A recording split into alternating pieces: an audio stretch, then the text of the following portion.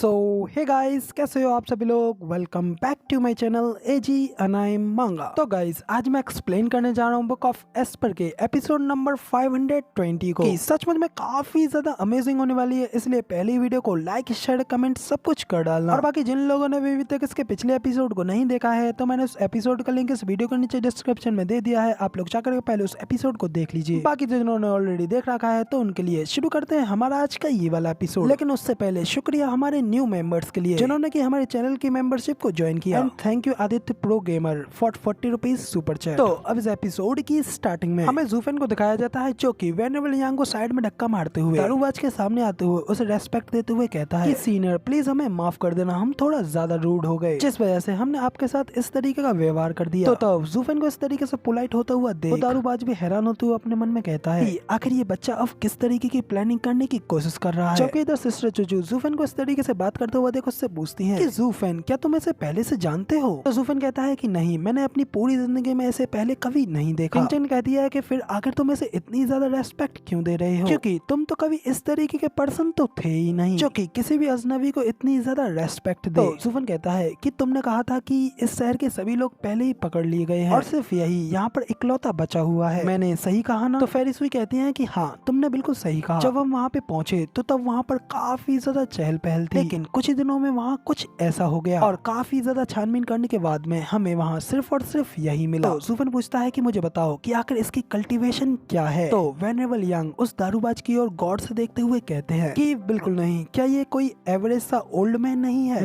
मुझे तो इसमें कुछ खास नहीं दिख रहा। तो जूफेन हल्की से स्माइल करते हुए कहता है कि क्या आप इस बात का मजाक उड़ा रहे हैं कि उसके पास में कोई कल्टीवेशन नहीं है, या फिर हो सकता है कि ये आपसे इतनी ज्यादा ऊंचाई पर हो कि आपको इस चीज का एहसास भी ना हो। तो जूफेन की ये बात सुन करके तो उस रूम में खड़े सभी लोग काफी ज्यादा हैरान हो गए होते हैं और जूफेन से कहते हैं कि क्या ऐसा सचमुच में हो सकता है। जबकि वो दारूबाज हल्की से स्माइल करते हुए वहीं पे बिना किसी झिझक के आराम से बैठा होता है। तो फेरिस हुई कहती हैं कि क्या तुम इस बारे में बता सकते हो। तो जूफेन कहता है कि नहीं, मैं भी इस बारे में नहीं बता सकता। तो ये सुन करके तो फेरिस हुई काफी ज्यादा गुस्सा हो जाती है और भड़कते हुए जूफेन से कहते हैं कि फिर अपनी बकवास बड़ी बातें बंद करो। तुमने तो एक सेकंड के लिए हमें इतना ज्यादा डरा दिया था जैसे कि हमने एक बेहद ही ज्यादा बड़े एक्सपर्ट के सामने एक बहुत बड़ी गड़बड़ खड़ी कर दी। तो जूफेन कहता है कि हाँ मैं इस बारे में नहीं बता सकता और सिर्फ यही बात इसे इतनी ज्यादा भयानक बनाती है। इस हाफ ओल्ड एज मैन के अलावा शहर का हर कोई व्यक्ति यहाँ से चला गया। तो इस चीज के तो सिर्फ दो ही मतलब बनते हैं कि या तो ये एल्डर तब बच करके भाग गया था और उन अपराधियों ने इसका पीछा करना छोड़ दिया था, या फिर दूसरा ये हो सकता है कि ये एल्डर बहुत ही ज्यादा पावरफुल है जिसका कि सामना करने के लिए उन अपराधियों के पास जरा सी भी हिम्मत नहीं थी। फिर भी तुम लोगों ने बिना किसी छानबीन के सीधा इसी के ऊपर आरोप लगा दिया और इसे इस तरीके से ऑफेंड कर दिया। और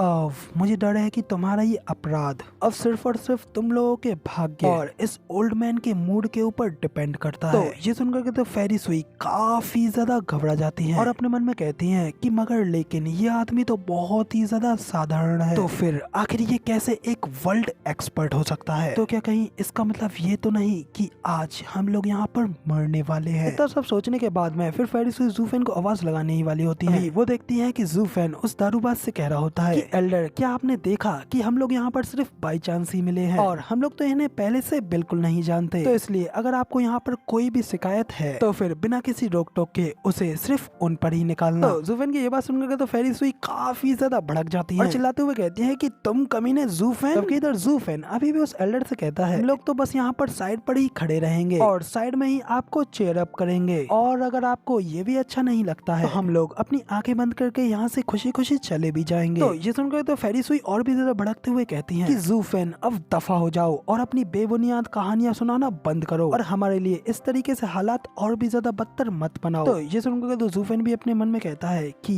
क्या मैं इसमें शामिल होना चाहता हूँ, अगर ऐसा होता है तो मैं सिर्फ और सिर्फ ना कहकर के जूफेन की आंखें सिर्फ एक ही ओर जाती हैं जो कि कोई और नहीं बल्कि मोस्ट ब्यूटीफुल हमारी प्यारी सिस्टर चूचू होती है, जिसके के लिए तो भाई जूफेन जूफेन हेवेंस के खिलाफ भी खड़ा हो जाएगा। तो ये एल्डर डानकिन-शन तो कुछ भी नहीं है। तो अब इसी के साथ में हम उस दारूबाज की ओर दिखाया जाता है कि जूफेन और उन लोगों की ये सारी बातें सुनने के बाद जोर जोरों से हंसने लगता है। हंसते हुए कहता है कि बहुत अच्छे बेटे, इन नरम पंखुड़ियों के विपरीत तुमने आज अपनी बातों से मुझे पा लिया है। इतना कहते ही वो दारूबाज, इस पहले मैं आप लोगों को थोड़ा स्पॉइलर दे दूं। अभी तो फिलहाल इसका नाम बताया नहीं गया है, लेकिन मैं आप लोगों को बता दूं इसका नाम डानकिन-शन है और ये बंदा सचमुच में बहुत ही ज्यादा ओवर पावर्ड है। तो अब डानकिन-शन स्माइल करते हुए बड़े ही आराम से अपने ऊपर बंधी सारी रस्सियों को बिना हिले ही तोड़ देता है, जो देख करके तो भाई जूफेन भी काफी ज्यादा शॉक हो गया होता है और हैरान होते हुए अपने मन में कहता है कि सिर्फ केवल इस बात को फैक्ट करके देखें कि इन रस्सियों को तोड़ पाना एक युआन क्यूआई के बंदे के लिए भी आसान नहीं है, लेकिन इस बंदे ने तो बिना किसी लिंकिंग के छोड़े बिना ही इन्हें इतनी आसानी से हटा दिया। और सचमुच में अब अगर रॉ पावर की बात की जाए, ये बंदा रॉ पावर के एक काफी ज्यादा ग्लोरी लेवल पर है। इधर दूसरी ओर डानकिन-शन तो जूफेन से कहता है कि इनाम के तौर पर मैं तुम्हें एक वार्निंग देता हूँ कि अभी के अभी चले जाओ जब तक तुम इसमें शामिल नहीं हो, क्योंकि उन लोगों ने ऑलरेडी यहाँ पर जाल बिछा दिया है और जल्द ही वो लोग शिकार का भरपूर आनंद लेने वाले हैं और उनके तेज दिमाग के सामने तुम्हारा कोई बस नहीं है, इसलिए जब तक हो सके यहाँ से चले जाओ। तो डानकिन-शन की ये बात सुनकर के तो जूफेन भी अपने मन में कहता है, इस सब को देखने के बाद तो मुझे लगता है ये बंदा जितना मैंने सोचा उससे भी कहीं गुना ज्यादा ताकतवर है। दूसरी ओर डानकिन-शन तो अंगड़ाइयां लेते हुए खड़ा होता है और जूफेन से पूछता है कि बच्चे, क्या तुम्हारे पास में कोई वाइन है? तो तब जूफेन वेनेबल यांग से कहता है, वेनेबल फाइंड यांग, जल्दी से आप उस वाइन को बाहर निकालिए जो कि आप टावरान से लेकर के आए हैं और उसे जल्दी से सीनियर को ऑफर कीजिए। तो जूफेन की बात सुन वेनेबल यांग उस वाइन की बोतल को सीधा डानकिन-शन को दे देते हैं, जो लेकर के तो डानकिन-शन भी उसे पीने लगता है और फिर उसे पीते पीते वो अपनी साइड की ओर देखता है जिनके के सामने फेरिसुई और उनके साथ की डिसाइपल्स होती हैं। तो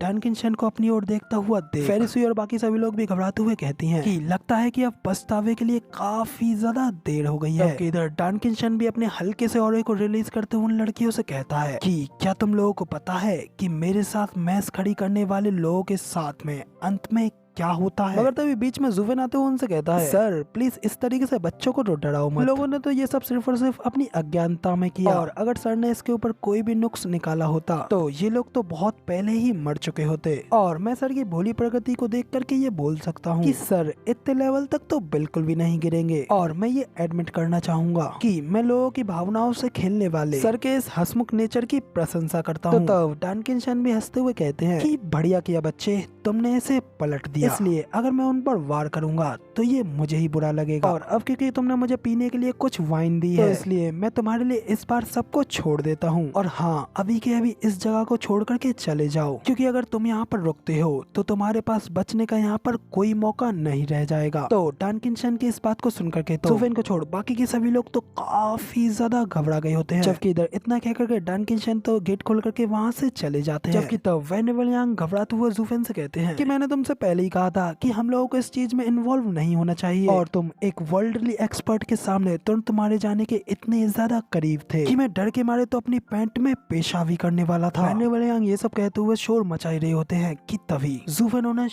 कराते हुए शांत कर देता है और उनसे गेट की ओर देखते हुए कहता है कि देखो जरा, ये फॉग आ रहा है। तो वेनेबल यांग भी उस कोहरे की ओर देखते हुए कहते हैं कि आखिर अब इस शाम की धुंध में क्या अजीब बात है। तो जूफेन कहता है कि हाँ सच है, मगर क्या आपने कभी ऐसे कोहरे को देखा है जो कि डिवाइन सेंस को भी ब्लॉक कर देता है? तो जूफेन की ये बात सुनकर के तो सभी लोग काफी ज्यादा शॉक हो गए होते हैं। तो फाइनली जूफेन काफी दिनों के बाद में अपने चोखे को उतारता है और उन लोगों से कहता है कि वो ओल्ड मैन बिल्कुल सही कह रहा था, हम लोग अब यहाँ पर पूरी तरीके से फंस चुके हैं। तो गाइस जूफेन के इतना कहने के साथ ही अब हमारा ये वाला एपिसोड यहाँ पे पूरी तरीके से कंप्लीट हो जाता है और अब आगे क्या होने वाला है उसका पता तो आप लोगों को इसके अगले एपिसोड यानी कि कल देखने को मिलेगा। ये वीडियो पसंद आई हो तो यार एक लाइक कर देना, साथ ही कमेंट करके जरूर बताना कि आप लोगों को हमारा ये वाला वीडियो का एक्सप्लेनेशन कैसा लगा। कुछ ज्यादा ही पसंद आया हो तो सुपर चैट करने में बिल्कुल भी मत हिचकिचाना। बाकी चैनल पर नए हो तो चैनल को सब्सक्राइब कर देना आगे भी ऐसी अमेजिंग वीडियोस को देखने के लिए। शुक्रिया और अब हम मिलते हैं इसकी अगली एपिसोड में।